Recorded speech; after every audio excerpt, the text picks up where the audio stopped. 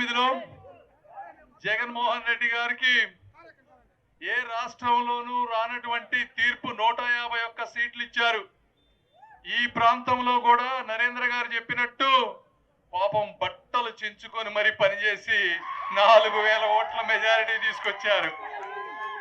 తీసుకొచ్చిన పాపానికి వాళ్ళకి బయటకు వచ్చి ఇదేందిరా ఇది ఇట్లా చేశాడు మా వాడు, ఏం చేయాలో అర్థం కాక ఏడవలేక నవ్వలేక పాపం వాళ్ళని చూస్తే జాలి వేస్తా ఉంది. ఎందుకు చెప్తున్నాను అంటే గుణాలు చూడకుండా, వ్యక్తిత్వాలు చూడకుండా, నాయకత్వ లక్షణాలు చూడకుండా కేవలం కులాలు చూస్తే మీ పరిస్థితి కాదయ్యా, ఎవరి పరిస్థితి అయినా కూడా ఇలానే ఉంటుంది అని చెప్పడానికి నేను ఇది ఒక ఉదాహరణ అని చెప్తా ఉన్నా. జగన్మోహన్ రెడ్డి గారు అంటారు చంద్రబాబు నాయుడు గారిని, మీరు చేసిన పని ఒకటి చెప్పండి అంటారు. పట్టిసీమ ఎవరు కట్టారయ్యా, నువ్వు కట్టావా లేక నీ నోటిపారుదల శాఖ మంత్రి అంబటి రాంబాబు కట్టాడా అని అడుగుతా ఉన్నా నేను. 2014లో అధికారంలోకి వచ్చిన మొదటి సంవత్సరంలో ఈ ప్రాంతం రైతాంగం అంతా ఇబ్బంది పడకూడదని, రైతుల జీవన విధానం బాగుపడాలి అని ఆ రోజు 1000 కోట్ల రూపాయలతో పట్టిసీమ కడితే ఈ రోజు రైతులకు గాని చుట్టుపక్కల గాని అదే మీకు దిక్కైంది అని నేను తెలియజేసుకుంటా ఉన్నాను. నువ్వేం కట్టావు వచ్చిన 5 సంవత్సరాల్లో? మాట్లాడితే బటన్ నొక్కుతానంటాడు. ఏమయ్యా నువ్వు ఆ బటన్ నొక్కడానికి మాకు ముఖ్యమంత్రి కావాలనా? ఒక చీఫ్ సెక్రటరీ, ఒక ఐఏఎస్ వాళ్ళు నొక్కలేరా బటన్? ఎవరికి కావాలి నీ బటన్? సంక్షేమ పథకాలంట అప్పు తీసుకొచ్చి ఇస్తాడంట. ఇది ఆయన అభివృద్ధి. ఒక్క నిమిషం బ్రదర్, ఒక్క ఫ్లో పోతుంది ఉండు.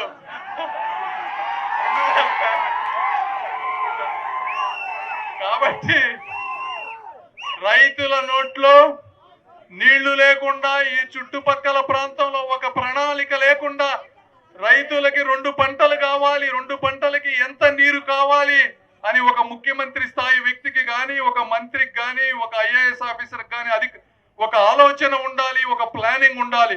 ఉంటే సకాలంలో నీళ్లు వదులుతారు. ఇలా నీళ్లు రాని పరిస్థితి రాదు. అది నీకు పట్టదు. పోనీ రెండోది, చంద్రబాబు నాయుడు గారు ఏం చేశారని అడుగుతున్నావు. వచ్చి ఈ రోడ్ల మీద తిరుగు. ఒక అద్భుతమైన సిమెంట్ రోడ్లు 24,000 కిలోమీటర్లు ఈ రాష్ట్రం అంతా వేసిన ప్రభుత్వం ఏదన్నా ఉంది అంటే అది చంద్రబాబు నాయుడు గారు చేసినటువంటి అభివృద్ధి. అసలు నువ్వు ఎప్పుడన్నా ఇంట్లో నుంచి బయటకు వస్తే కదా, వచ్చిన ఏదో 2 నిమిషాలు హెలికాప్టర్ లో తిరిగిపోతావు. నీకేమర్థం అవుతుంది ఈ ప్రాంతంలో చేసిన అభివృద్ధి?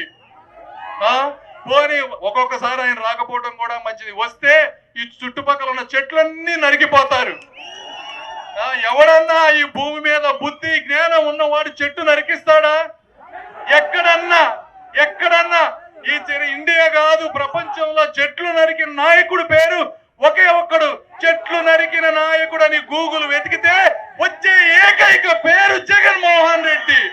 చెట్లు నాటించిన నాయకుడు పేరంటే కొన్ని 100 మంది వస్తాయి.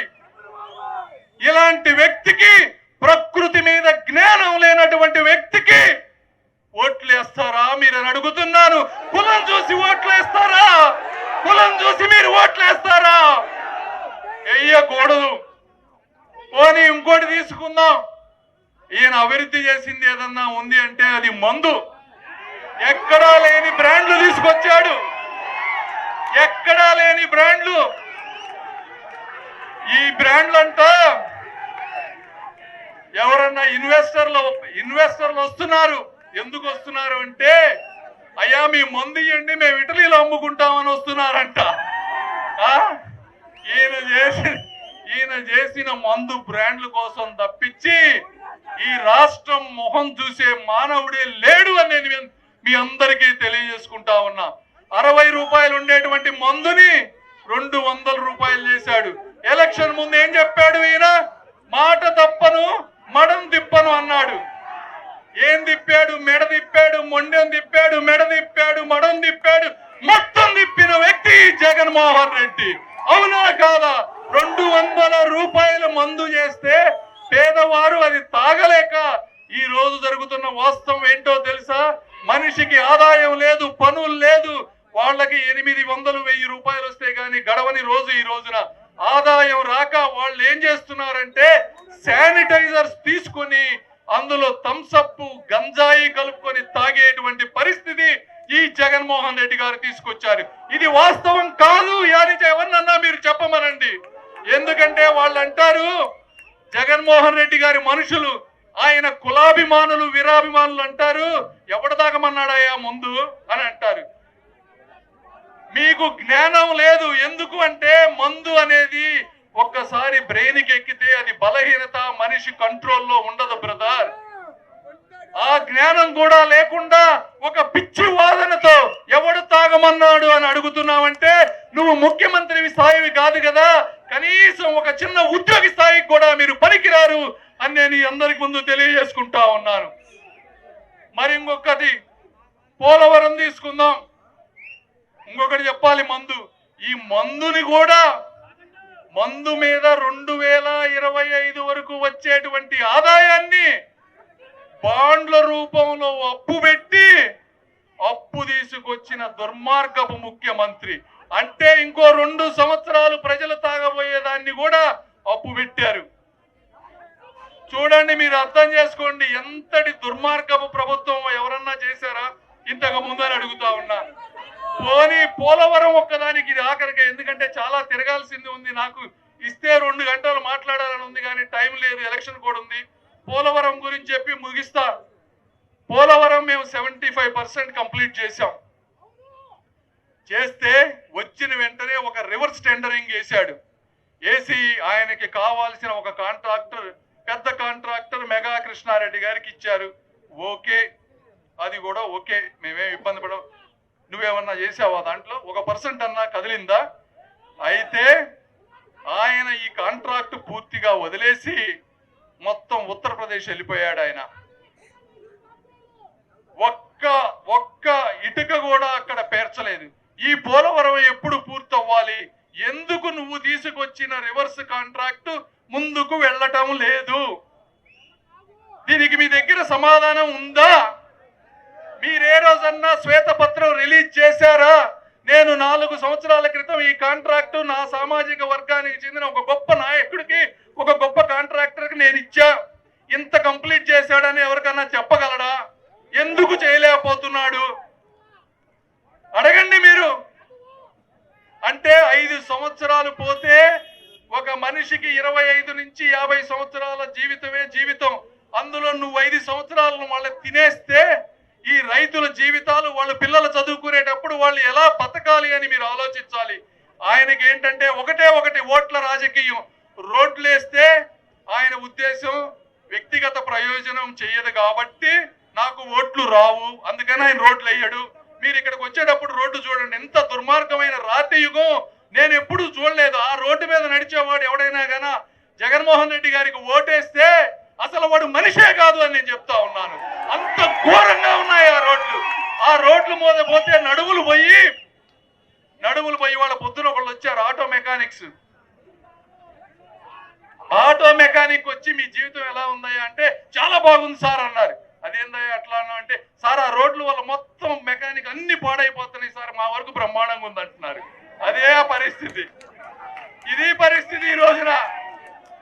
అంటే నేను ఎందుకే మొన్న ఇంటర్వ్యూలో అడిగారు జగన్మోహన్ రెడ్డి గారికి ఎన్ని మార్కులు వేస్తారంటే 10-20% వేస్తాను. ఎందుకంటే ఇదిగో కొంతమంది ఆటో మెకానిక్స్, ఎముకల డాక్టర్లు వీళ్ళు బాగుపడతా ఉన్నారు. ఇక్కడ వచ్చేటప్పుడు చెప్తా ఉన్నారు విట్టులో చేసే ప్రొఫెసర్ ఆ రోడ్డు గుంతల్లో పడి చచ్చిపోయారంట. కులాల గురించి ఆలోచించే వాళ్ళకి ఒకటే చెప్తా ఉన్నా, రేపు నీ కొడుకో కూతురో నానో అమ్మో తాతో తల్లో ఎవరో ఒకళ్ళు అందులో పడి చచ్చిపోతే ఆ రోజు కూడా నువ్వు అడుగు ఈ కులం వాడు నాకు చేయలేదు అని.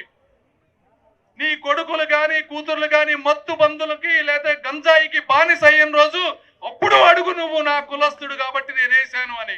ఏం గంజాయి కంట్రోల్ చేయలేవా?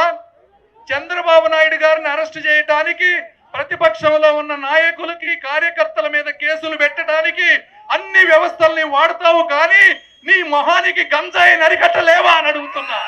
అరికట్టలేవా? ఎందుకు అరికట్టలేవు? ఎందుకు నీకు ఈ ముఖ్యమంత్రి పదవి అని అడుగుతా ఉన్నా. అడగండి, మీ కులం ఉన్న వాళ్ళందరూ పోయి అడగండి ఎందుకు అరికట్టలేరు. సో ఇలాంటి రాజకీయంలో ఉన్నాం మేము. ఈ రోజు ఎందుకు వచ్చామంటే ఈ రాష్ట్రంలో ఉన్న నిరుద్యోగం, ఈ రోడ్లు, ఈ అరాచకత్వాన్ని చూసి తట్టుకోలేక ఈ రోజు మేము వచ్చాం.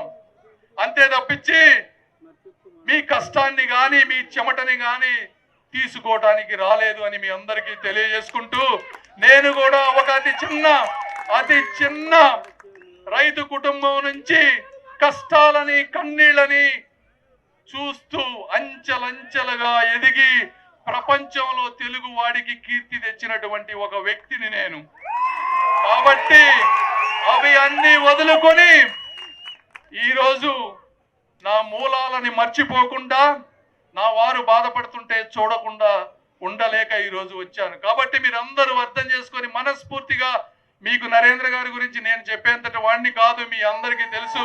25-30 సంవత్సరాలుగా ఈ ప్రాంతంలో ఏదన్నా అభివృద్ధి జరిగింది అంటే అది వారి వల్లే. ఒక డైరీ కానీ, ఒక అద్భుతమైన corporate international level hospital Ponnur లాంటి ఒక పట్టణంలో ఉంది అంటే అది వారి కృషి అని మీరందరూ గుర్తుపెట్టుకోవాలని తెలియజేసుకుంటూ, మనస్ఫూర్తిగా ఈ అపూర్వ స్వాగతం ఇచ్చిన మీ అందరికీ నా హృదయపూర్వక కృతజ్ఞతలు తెలుపుకుంటూ, మీ అభిమానాన్ని అభివృద్ధి రూపంలో తిరిగిస్తానని తెలియజేసుకుంటూ సెలవు తీసుకుంటున్నాను.